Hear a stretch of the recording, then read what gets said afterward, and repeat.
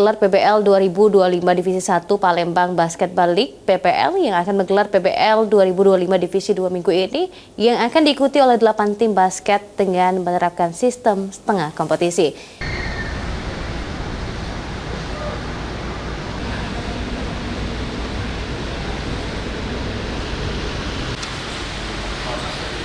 Kompetisi elit basket di Kota Palembang, yaitu Palembang Basketball League, kembali menggelar PBL 2025 Divisi 2.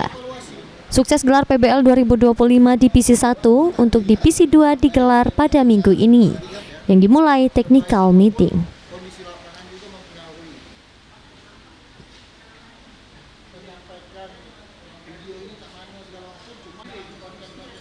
Dalam technical meeting ini diikuti 8 klub yang ada di Kota Palembang, yang mana proses technical meeting ini pun langsung dipimpin Direktur PBL serta didampingi dari pihak Perbasi Kota Palembang.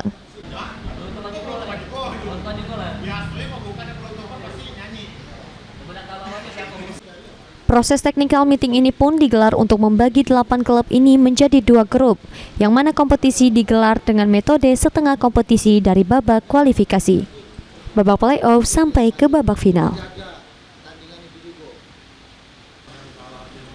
Menurut Direktur PBL Darwin, di PBL Divisi 2 ini di game pertama tim Bima melawan tim Sang Tuba di lapangan Kenten Park Arena pada Sabtu malam.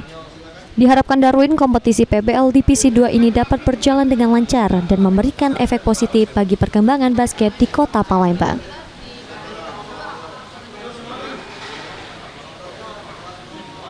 Tahun ini yang peserta Divisi 2 ada 8 tim.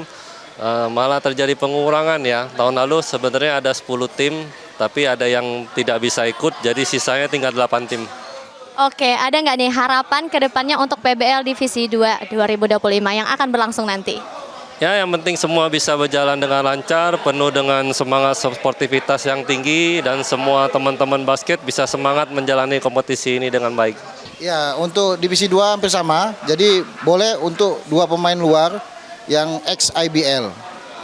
Oh boleh berarti ya. Nah untuk sistem kompetisinya sendiri kira-kira ada yang berbeda nggak dari tahun sebelumnya? Kalau sistem kompetisi kita sama, jadi ini ada 8 tim kita bagi menjadi 2 pool.